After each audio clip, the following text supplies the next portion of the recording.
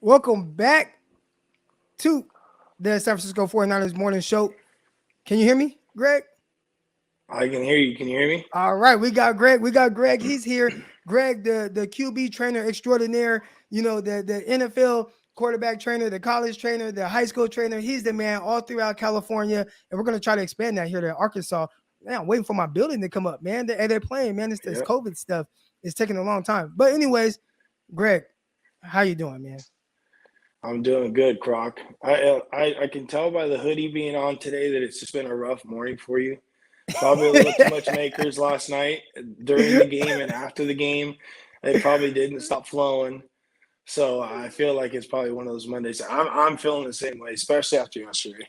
Oh man. But not just with the 49ers. I watched No, Josh Allen not get just their for the ass kicked 49ers. Yeah. against the Jaguars. Yeah. The What Bills what happened? lost, We're and my gonna get boy to the lost. Niners. We're gonna get to the Niners. What happened?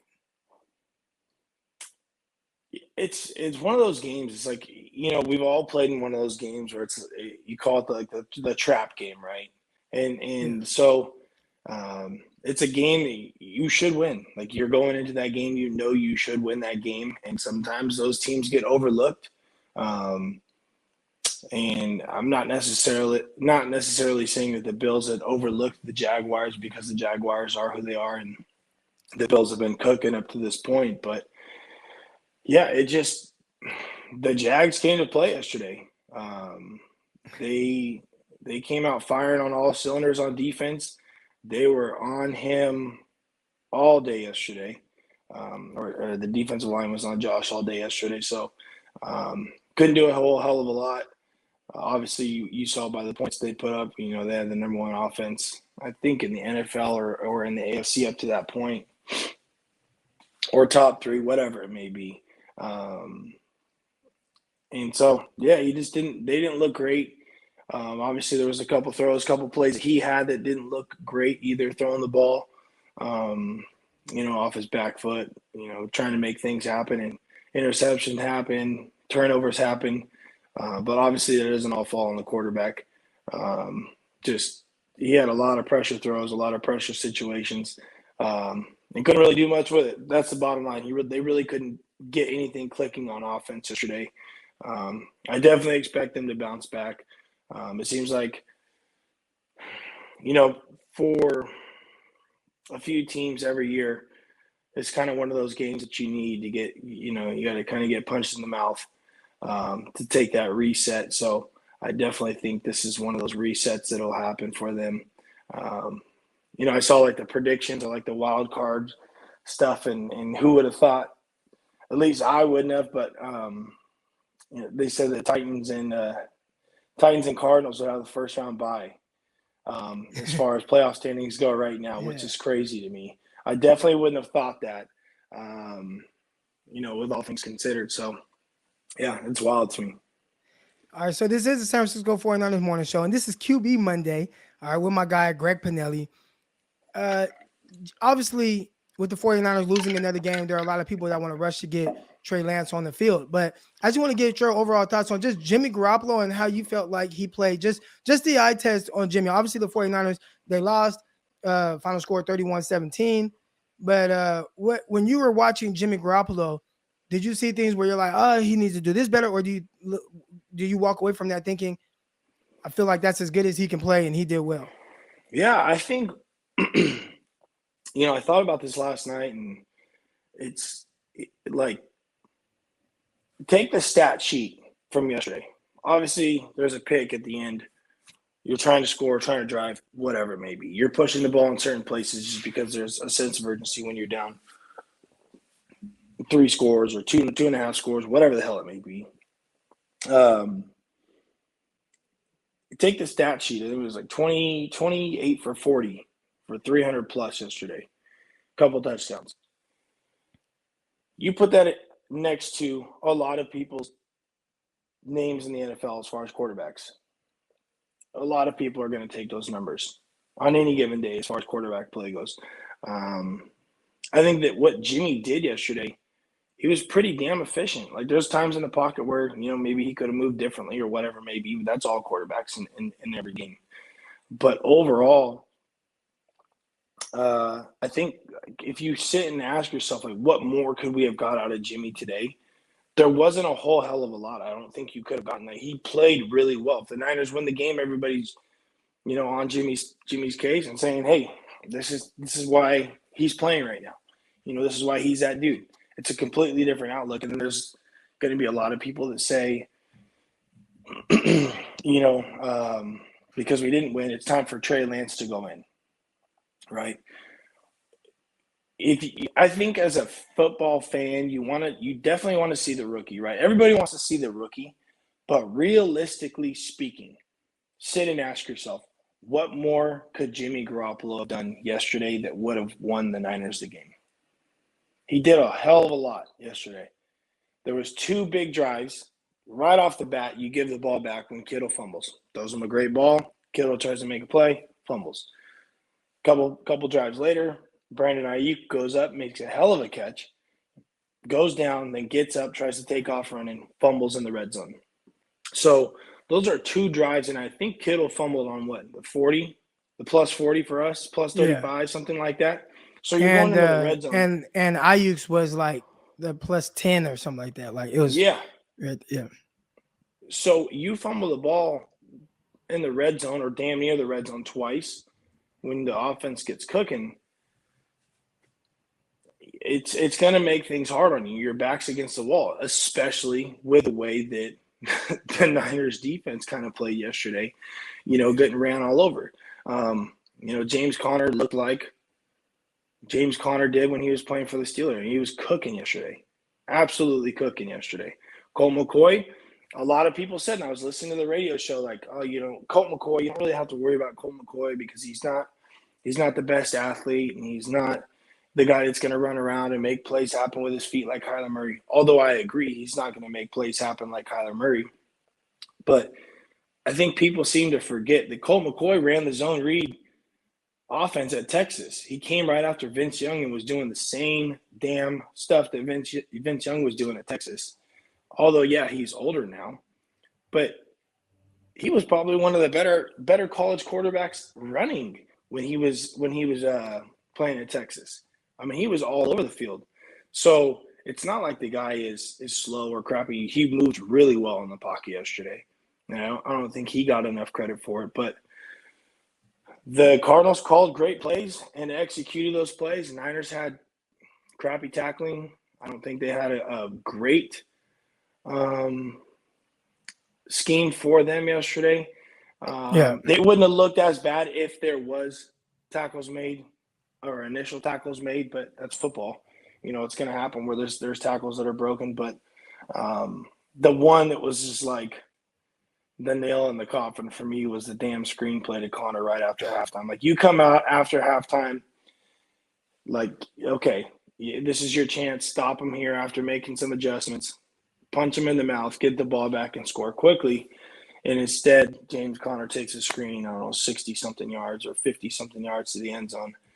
And it was that was like the embarrassing defensive play besides Kirkpatrick and absolutely run over. Like Derrick Henry was carrying the ball or something. It was like, what the hell is going on? So it was embarrassing. Like that one yesterday, and I think everybody else agrees, is like, okay, here's a chance to go win the game.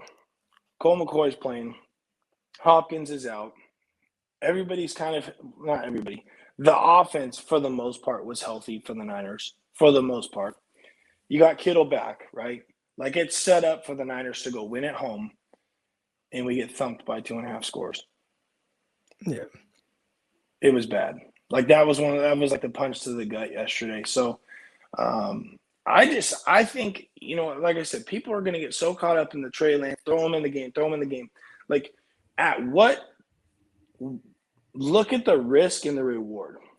Okay, from Jimmy Garoppolo, Jimmy did, and I think a lot of people will agree. What else do you want Jimmy to do yesterday? Could he extend the ball downfield and maybe open up other things for scoring? Yes. But when he's driving the ball efficiently down the field, at one point in the game, he was like 23 for 28 or something like that, or even better.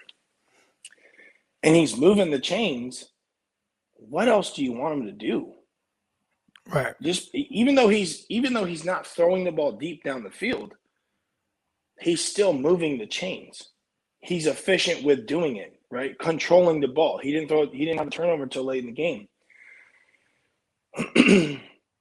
Then you get Trey Lance, the risk reward thing, right? So high risk, high reward. Like you know what you're getting with him for the most part. To an extent, he's going to try and put the ball in certain places that maybe he shouldn't. Now Jimmy does it too, but Trey Lance with a strong arm is going to try and fit balls in certain places that maybe shouldn't, and that's just rookie quarterback play. And we're seeing it all over the league, and we've talked about it every week. That is high risk, right? If he does, if you do throw a Trey Lance in, maybe we're talking about certain turnovers that shouldn't have happened. Maybe we're talking about deep play abilities where he's throwing the ball down the field, and it does open some things up. But with that comes the risk-reward factor that you really got to look at. And I think Jimmy did everything yesterday to keep the Niners in the game. I think Jimmy did everything yesterday to win the Niners the game. But some turnovers happened, and obviously it didn't fare well for them. And then, when you're giving up 34, what was it? What was the score? 31, 34, 31-17.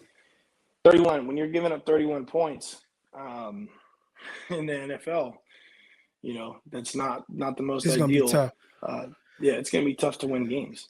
I want to ask you, because we've talked about it, and there are a lot of people that are coming out and they're saying, fire Kyle, right? And we know, like, that's something that's probably not going to happen because of the way that his contract is, constructed, and they just extended him, and he has like a ton of years left, a lot of money on the board, right? But when you look at Kyle right now as the leader of this, he's the boss, right? Like, he's over everything, even over a guy like John Lynch. He brought John Lynch in. He hired John Lynch. And all these players, nobody on this roster is on this roster without the stamp of approval from Kyle Shanahan. So when you look in this situation, you look at how guys are playing, or even how the defensive coordinator coached yesterday, and some of the issues that they're having right now, how much blame do you put on Kyle, and what do you think that he could potentially be doing better, as far as what we're seeing from him right now, or his team? I think that, although he is the guy, like up until yesterday, or up until the last couple games, right? I think that there was questions because there was inconsistency, right? There was this, there was the no identity, and we talked about the Niners don't have an identity right now, right? I think there's a lack of leadership, not necessarily as a whole, but I just think in the locker room, you look at the vibe from like the 2019 team, locker room vibes, from what it looked like from the outside looking in, it just seemed different. It felt different. Now, when you're winning, it's easy to feel different like that. It's easy to have those vibes, those leadership qualities, and as a player. And right now, I don't know if it's, although it's Jimmy's team and it's Kittle's team still, I don't know if the quarterback controversy in the offseason and the play back and forth has caused a little bit of drama from within. Realistically, I don't think so, but maybe it's caused a little bit of drama, and Jimmy's been a little bit different, and you haven't heard much from Kittle lately. I think that they're, from a leadership standpoint, they're kind of hurting in that area. I don't know, the vibe is completely different. But as far as what Kyle could necessarily do different, I think the last 2 weeks he's kind of reshaped the offense, or revamped it to what it was prior to Trey Lance coming in. And I think that it's looked good. Again, if the Niners don't fumble on those two drives and they go down and score, we're looking at, roughly 28 to 30, 31 points that's put up by the offense. If your offense is putting up 31 points and you lose the game, well, you got to look elsewhere to where the problems were. And obviously those problems yesterday happened to lie within the defense, I think, heavily. And I don't know. Like, it seems like the DeMeco Ryans is doing a lot of the stuff that Saleh was doing. A Obviously, they're playing like that 3 or the 3 match, and there's random little things that they're doing here and there that look very similar. And you're obviously the defensive guy, so you're going to watch that a little bit closer. I think that he's put them in a good spot to win a few times this year, but not as consistent as it's been the last couple of years. Like the Packers won, that one hurt. I felt like that one got away from us. So realistically, we probably could have won that game. Obviously, yesterday, I felt like we could have won that game. The first game, the first time we played the Cardinals, where it was Trey Lance, that was the one where it's like, that one really I questioned because he completely changed the offense for Trey Lance in that game, and we were still in it. We lost by a touchdown at Arizona. So I just think him finding that consistency and going with the offense that he's been calling for however long in the NFL, and sticking with it, because people hadn't figured him out necessarily up until that point. And he started changing things around this year once the quarterback controversy started. And I wish he would just stick to his guns and roll with it. As for DeMeco Ryans and the defense, I don't know what he's going to do. I don't know if I can foresee DeMeco Ryans being the DC next year. Possibly. I don't mind him. And again, you're going to call plays, and as well as I do, you're going to call plays that are set up that should be or that should work. You call plays that you think are going to work in certain situations. Whether those plays are executed or not, that's left up to the people that are on the field, right? And I think that yesterday there was a lot of plays that were called that were executed properly from the offense, minus 2 big turnovers. But there was a lot of plays on defense that were potentially good play calls, and they just weren't executed. And we saw a couple big ones that were given up the screen pass, and then that one up the sideline where it looked like it was 3 match. Whoever was playing corner on the right side, I forget who it was. We had a guy go to the flat. He's supposed to take the deep third. Somebody runs right by him. Colt McCoy rolls out to the right. Corner sucks down. The flat defender rolls down. And then our safety's rolling from center field to go play the sideline. Like, just plays like that. Little plays like that where an NFL quarterback is going to take advantage of it every single time. And, those are huge hitters that'll take the life out of you real quick. Right. So we have somebody here. He says the Rams D is going to get Jimmy booed off the field on national television. But like you said, Jimmy has been playing well. So when you look ahead to the next game against the Rams, do you think, that's a scenario for Jimmy to actually continue to play well? But how do the 49ers kind of clean up maybe the turnovers? Because I think that's the bigger issue here, right? 49ers finding different ways to lose, finding different ways to shoot themselves in the foot.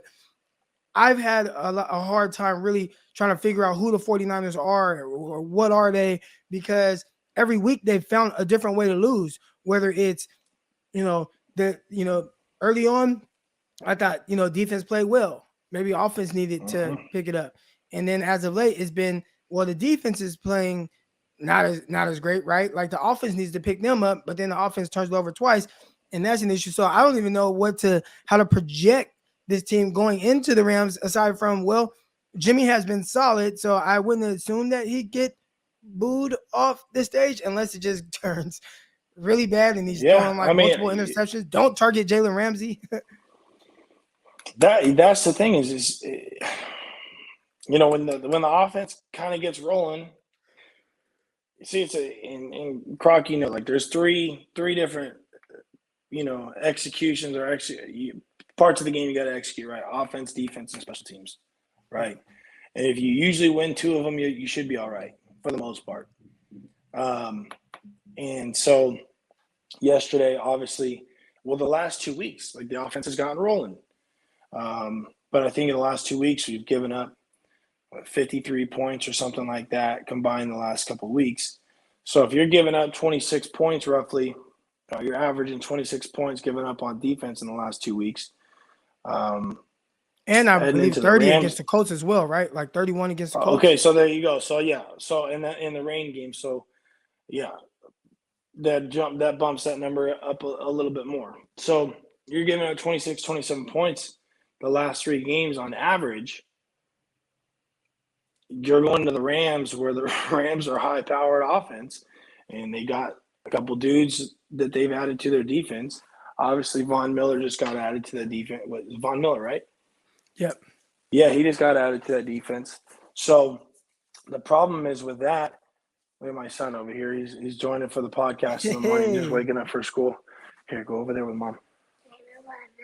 You're not tired anymore? Okay. Um, with if they can get both, things going at the same time, the Niners would be fine, right? But if they Right. can't, that's where the issues are going to lie. And you're going into the Rams, where Stafford is playing for the Rams now. They look good. Their pass game looks good. They're running the ball good enough, and so with their special teams, or with the special teams issue, I don't think there was any special teams issues yesterday. So they're gonna have to come out and play.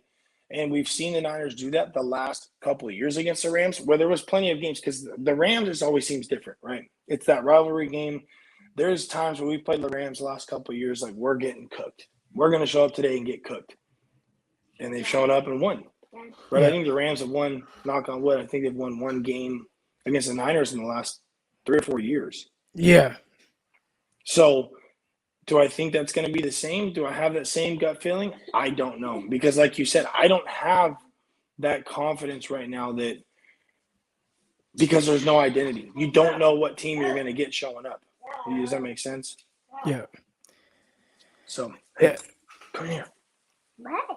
Go take him in there. Sorry. Yeah, nah, you're good. Tough times for the 49ers right now, man. I'm gonna get you off, let you get the kids to school. We're gonna exit out this show in a minute, man. But Greg, I appreciate you coming on, bro.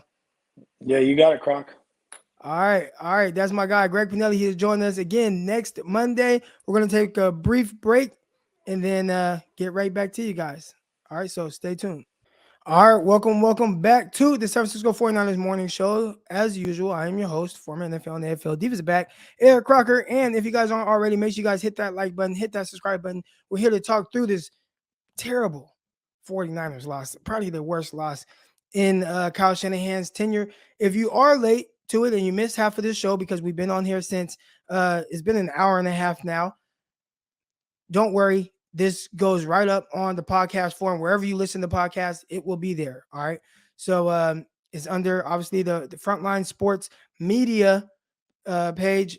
It'll be on there on any, Apple, Spotify, obviously YouTube. You could just watch it back. And we talked a little bit more and went a little bit more in depth with some of the reasons that the 49ers were losing, some bad things, some good things, some positive things that I took from the game. All right. And then obviously I let everybody come on and talk and kind of speak their piece. I see this comment here from our guard Tayshawn. He says, Greenlaw is an underrated missing piece. His tackling is exactly what they lack. He's never gotten the credit he deserves. Yeah, and the crazy thing is, there are a lot of people that were saying Greenlaw overrated. They don't miss him. You got, Alshire, he's better. And I don't know. I mean, I don't know who's better. I don't know what's what, but I do think obviously the 49ers so far, they've been better with Greenlaw on the field. So we'll see when he comes back. Did they open up the window for him to come back? I haven't checked in on that. Warner is no Willis or even Bowman. Weak ass. He's different. He's the more of a new style guy. He's not Willis. I mean, and yeah, he's not peak Bowman. But again, like, how many guys are peak Willis, peak Bowman? Bowman, I thought, was the best player in the league in, what was it, 2013 season? I thought Bowman was the best defensive player in the league. So, yeah, I mean, Warner's good. Nah, he's not. He's not those guys. But I don't think that's a knock on him. He's still one of the top linebackers in the NFL right now. Really good linebacker. He's in a little bit of a rut. Has to get out of that. Has to figure out how to, start making plays again. And I think that's what we're kind of missing right now from our guy, Fred Warner. But still playing well. I see him flying around. I see him getting in guys' face. I see him talking that trash. I see him doing all those things. I think sometimes when maybe you don't make the play, right? Punch the ball out, do those things. He's not doing that. But I don't think it's as different. I don't think he's playing as different as people think from years past. He's just not the big plays that he typically makes, those aren't there. And I think that's definitely what the 49ers are missing. All right, if you guys haven't already, make sure you hit that like button. Click the chat down, hit the like button, then come back in. Got the chat going up. Now everybody want to be mad at Warner. They mad at him, man. They not liking Fred Warner. And, I do think with how much the 49ers gave up yesterday around the line of scrimmage, right? The screens, the misdirections, and things like that, especially a lot of things over them, like that's his territory. You're supposed to hold that down. You're supposed to run sideline to sideline. You're supposed to make those tackles. And I do think that Fred Warner, he hasn't been doing that. He had an opportunity to recover a fumble. He fell on the ball in, and then the ball scored it out. So, yeah, you got to hold Fred Warner accountable. I don't think it's as bad as people think, but it's definitely not as good as it could be. Yeah, when you are losing, everything is bad. And I think it's probably the best way to kind of sum this all up.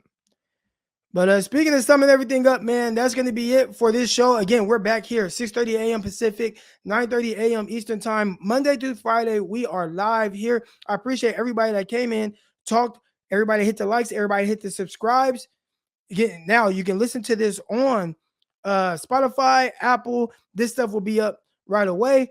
And make sure you guys keep tuning in. You got Locked On 49ers. Listen to that with myself and my co-host, Brian Peacock. We're live 5 days a week as well. Locked On NFL Draft with myself and my co-host, Ryan Tracy. I appreciate everybody in here that contributed to a great show today. We're trying to get through this together. We're trying to figure it out, but I appreciate everybody contributing. So that's going to be it.